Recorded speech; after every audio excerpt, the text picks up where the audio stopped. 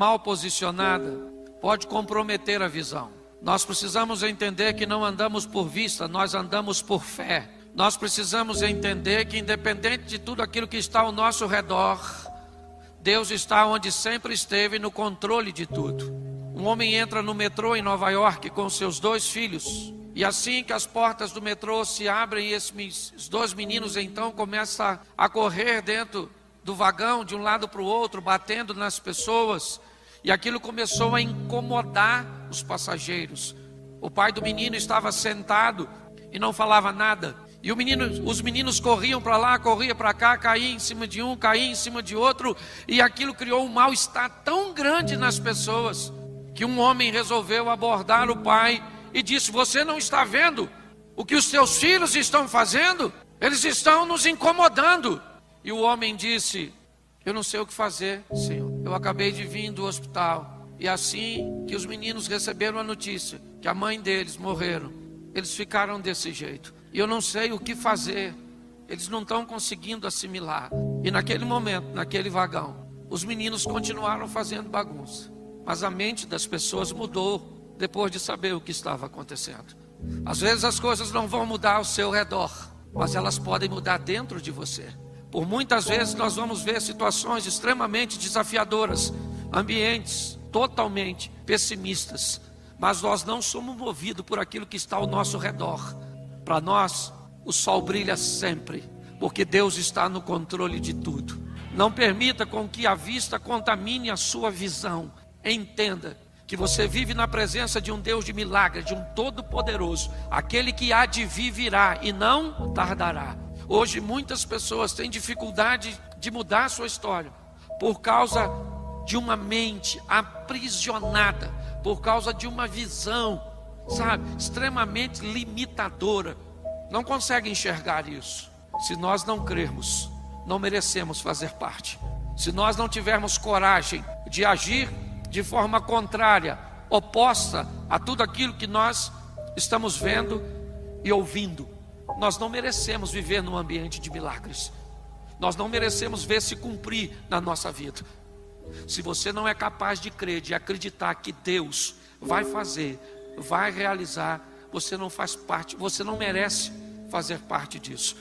Eu não sei o que você precisa, eu não sei o que você sonha para seu futuro, o que você pensa para a sua vida profissional, eu não sei qual é a sua realidade atual. Talvez no olhar humano ela seja extremamente desafiadora, um ambiente praticamente sem saída. Mas eu queria lembrar você que o Deus que você serve é um Deus do impossível, e Ele pode fazer. Você está num ambiente de milagres, e nós estamos lançando uma palavra para o seu amanhã, e quem crê, viverá. É assim que funciona. Eu posso dizer para você, como muitos de nós, não esperávamos que Deus fizesse da nossa vida o que fez. Vida com Deus é parceria. Você faz o que pode, e Deus faz o que você não pode. Quando nós entramos e temos um senso de responsabilidade de tudo aquilo que eu posso fazer, que a minha expertise, que o meu network, que a minha capacidade, que as minhas forças podem fazer, minhas mãos, eu faço. Mas aquilo que as minhas mãos não puderem fazer, o meu joelho vai tocar e as portas vão se abrir. O natural nós fazemos, o sobrenatural Deus faz. Você pode melhorar seu casamento, você pode ser um marido melhor. Você precisa de Deus para ser um marido melhor? Em algumas situações sim, em outras não, só depende de tu. Você depende de Deus para ser uma mulher melhor, um filho melhor, um pai melhor, um irmão melhor? Não, você depende de você. Ah, mas tem coisa que eu não consigo. E aí então, se você não consegue, bota o joelho e fala: Senhor, eu não consigo, eu preciso que o Senhor entre com providência a meu respeito. Gerar um senso de responsabilidade traz para a nossa vida um ambiente de milagres. Nós precisamos montar um cenário para que o milagre possa acontecer. Está na hora de sairmos dos bastidores da vida e subirmos do palco dela e protagonizarmos nossas próprias histórias. Vivemos o incrível, sensacional, o extraordinário. Por quê? Porque isso é possível. E se é possível, eu quero viver. Ah, pastor, eu acho muito difícil. Depois que inventaram a frase "é difícil", nunca mais foi fácil. É difícil emagrecer, é difícil guardar dinheiro, é difícil estudar, é difícil. E quem conseguiu? Conseguiu por quê? Porque venceu. É difícil, porque era difícil para ele também.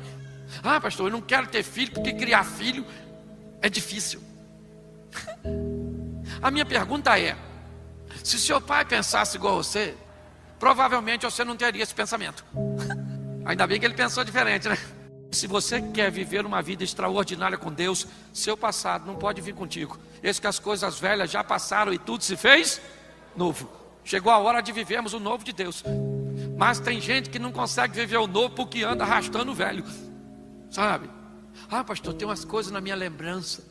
Ah, pastor, quando eu era pequeno meu pai me batia muito. Eu sou traumatizado. Vai ficar nessa? É isso? Traumatizadinho? Bullying? Na minha época de garoto, bullying era para fazer café. É só um trocadilho. Hoje, essas crianças ficam revoltadas. O passado, a Bíblia diz: eu vou trazer à memória aquilo que me traz. E o que não traz esperança? Eu limpo todo dia. Todo dia traz consigo o seu mal. Então eu faço uma limpeza para não aglomerar. Tem gente que vem falar comigo, eu pareço um aterro sanitário. Só tragédia. E aí? Tá difícil. Perspectiva: piorar. E o que você quer? Que Jesus volta? A minha vontade era falar: se ele voltar, tu não vai. Então que história é essa? Nós temos ouvido muito isso aqui. Está na hora do céu vir para a terra. Seja feita a sua vontade, assim na terra como é feita no... Então, meu irmão, numa linguagem carioca, eu sou carioca e flamenguista, dá licença. Irmão, nós viemos aqui para arrebentar a boca. O bagulho nessa terra é doido. O inimigo é poderoso, mas o aliado dá de 10. Deus está te dando a oportunidade de viver o incrível, o sensacional, o extraordinário. Pare de olhar as coisas de uma forma fatalista. Mas você quer viver uma vida com Deus? Pega esse passado seu e taca fogo nesse troço. Faz uma festa de despedida. O que é o casamento? Casamento é uma festa de despedida. Acabou o alvará de soltura. Tu pegou perpétua. Você tá... Porque tu é solteiro. Deixa eu falar uma coisa para você. Se o seu passado foi bom, ele é o quê? Passado. E se ele foi ruim? Passado. Entendeu? E quem vive de passado? Museu. Isso aí. Você vive de perspectiva de futuro, de um Deus que está no controle de todas as coisas. Então você precisa de sensibilidade. Porque às vezes você vai pedir coisa para Deus que Deus não vai te dar. Aí você vai ficar aborrecidinho. Ah, não vai me dar? Então tá bom, vou para o inferno. Isso mesmo. Um povo esquisito. Se Deus não vai me dar, não vai me dar por quê? Não quer. E se ele não quer, eu não quero saber se é bom ou se é ruim. Ele falou que não quer, ele é mais forte que eu. Não vou te dar. Ah, não vai me dar? Então eu vou tentar conseguir sozinho. Tem uns malucos, depois diz que eu que sou engraçado. Você quer viver uma vida extraordinária? Entenda que o passado precisa ficar para trás. Basta uma perda, algo sair como não planejamos. Basta um sentimento que já fizemos algum tipo de esforço e não conseguimos superar e pronto. Na mensagem de hoje eu preciso que você entenda uma coisa. Você não precisa de muita força nem muita coragem para gerenciar a vitória, mas vai precisar de muita para vencer as dores, as perdas e as crises. Agora esse camarada enfrenta sua primeira derrota. Ela é dura, ela é humilhante, sabe? Ele perde para um lugarejo fraquíssimo, mas ele aprende e me ensina nesta passagem que a vida também é feita de derrotas. Mas o que eu quero ver com você nesses 15 minutos é o que esse cara faz quando ele perde. É isso que eu peguei para aplicar na minha vida. Ele perdeu a batalha, perdeu, mas ele estava ganhando até ontem, mas hoje não está. E ele descobre que a vida também é feita de dores, de perdas, de crises e de problemas. Mas o que eu faço quando eu perco? Que quando eu ganho eu sei o que eu faço. É só fazer uma festinha, uma celebração, é só comemorar que eu estou ganhando. Mas e aí, mano? E quando você tem uma briga no casamento daquelas feias? E quando você tem uma conta daquela impagável? E quando você tem uma doença daquela incurável, e quando você tem um desânimo na fé, daquele jeito que parece que o pecado se instaurou na sua vida, como é que eu procedo no momento de adversidade? Eu acho que vale a pena usar o exemplo desse moço. Capítulo 7, verso 6, diz assim: Então Josué rasgou as suas vestes, se prostrou em terra sobre o seu rosto perante a arca do Senhor até a tarde. Ele e os anciãos de Israel deitaram pó sobre as suas cabeças, né? E Josué disse: Senhor, por que com efeito fizeste passar este povo o Jordão? Preste atenção. A primeira coisa que Josué faz é ir falar com Deus. E a primeira coisa que ele quer saber é o seguinte: por que é que eu estou vivendo tudo isso? Por que é? Por que é que eu estou endividado? Por que é que meus filhos estão desse jeito? Por que é que a minha fé está desse jeito? Por que é que o meu casamento está desse jeito? Por que é que os meus negócios estão desse jeito? Eu preciso saber o motivo. O que me levou a estar onde eu estou? Se eu quero sair de uma situação, a primeira coisa que eu tenho que saber é o que me levou para lá. O que me levou para lá? Eu dormi no carro de um amigo e quando eu acordei eu estava em São Paulo. Como é que eu cheguei aqui? Uma condução me trouxe para cá. Como é que eu saio daqui? Eu pego outra para me levar para onde eu estava. Apocalipse, lembra de onde caíste, se arrepende e volta a praticar as primeiras obras. É o texto, a carta a Éfeso. Qual é o grande problema das pessoas? Elas estão vivenciando coisas e sequer gastaram um tempo para procurar o que levou o casamento para esse marasmo, para essa traição. O que levou a sua estrutura familiar para esse caos que ela está? O que foi? Foi negligência, foi ignorância, foi traição, foi falta de dinheiro. O que foi? O que foi que fez você lidar com Deus com esse relacionamento? Ou nós lidarmos com Deus com esse relacionamento à distância de um Deus que está tão longe? O que fez você pegar verdades que já foram concretas na sua vida a respeito de Deus e relativizar como se relativiza hoje?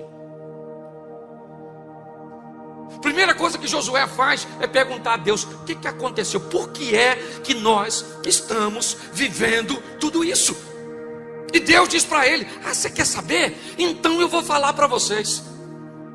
Vocês estão vivendo tudo isso porque tem maldição no meio de vocês, porque tem desobediência no meio de vocês. É por causa, e vou avisando a você, Josué, enquanto você não corrigir isso, você não vence mais ninguém. De uma coisa, colocar Deus em primeiro lugar.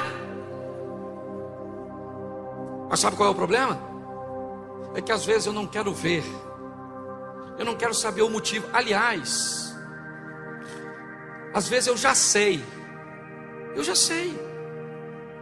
Eu finjo que não sei, porque aceitar que eu estou nessa situação por minha culpa é tão doloroso que eu digo que eu não sei porque que o meu casamento está assim, eu não sei porque que meus filhos me desobedecem, eu não sei porque minha pressão está alta, eu não sei porque eu não consigo ler a Bíblia, eu não sei de nada.